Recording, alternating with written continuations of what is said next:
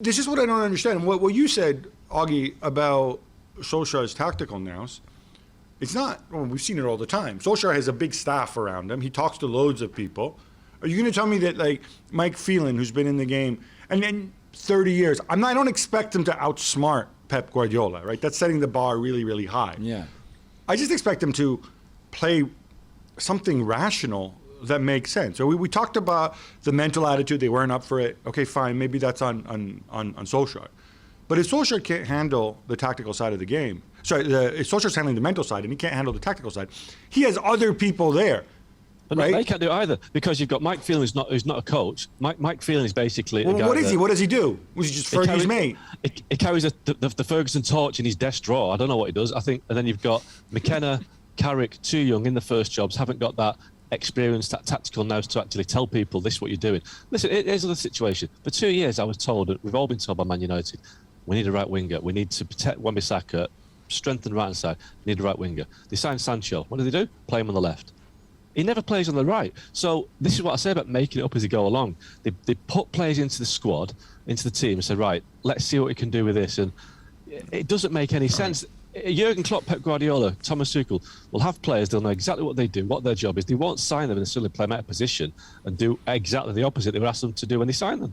I'm saying it's not just them. It's Steve Bruce too. Like this is what gets me. We're not talking about sophisticated high-end stuff. We're talking about people making basic decisions, and that's what I really find frustrating. That at this point, it's been 3 years now, right? Almost 3 years. Yeah. And it feels like when I asked you before the question about the 90-minute performance, right?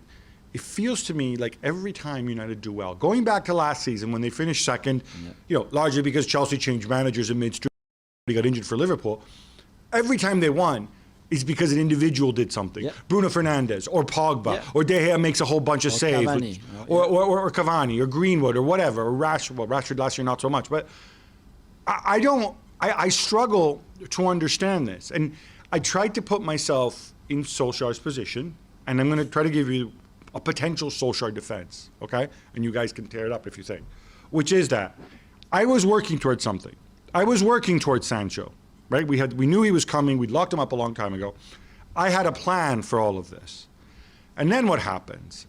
The plan gets... the Cristiano card, come on. Rashford gets injured, and it takes him ages to come back, and he's a really important player for us. And then Cristiano drops in my lap. And then my plan goes out the window between Cristiano Cristiano falling in here, and so my plan goes out the window.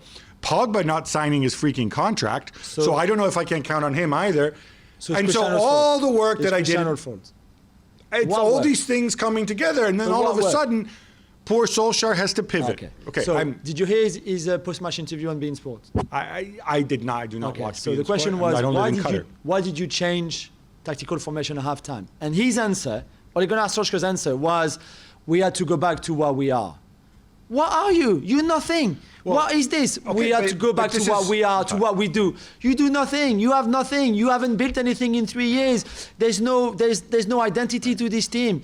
What's the identity to this Manchester United team under Solskjaer? What's the identity?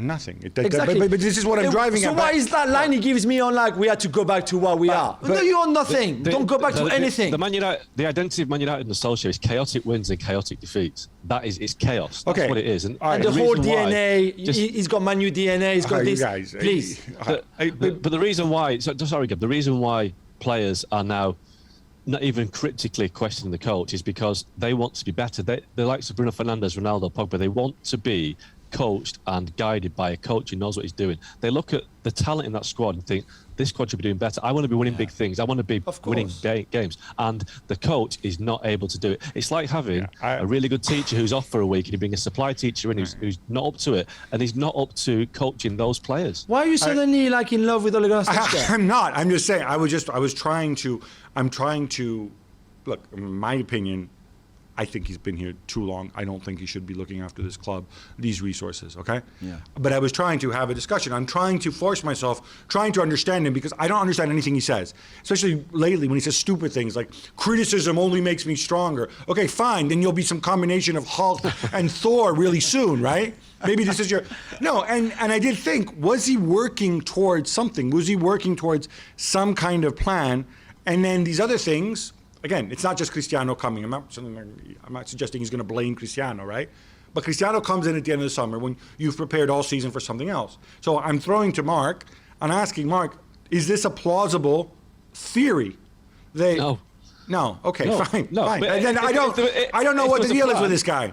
If there was a plan, well, just listen, not I'll good tell you what the deal is with the guy. In terms of the Glazers and Ed Woodward, having Ole Gunnar Solskjaer as a manager suits them because he doesn't challenge them, he doesn't cause a problem. Yes, the results are poor, but in terms of if he can get them in the Champions League, finish top 4, they're happy with that. And that is the ultimate problem at United. They're not driven to win.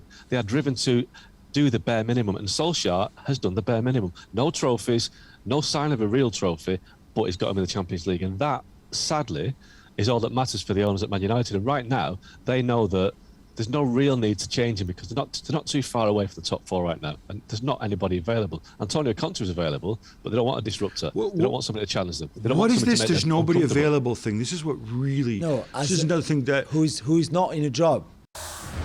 Thanks so much for watching ESPN on YouTube. And for more sports highlights and analysis, be sure to download the ESPN app. And for premium content and live streaming, subscribe to ESPN Plus.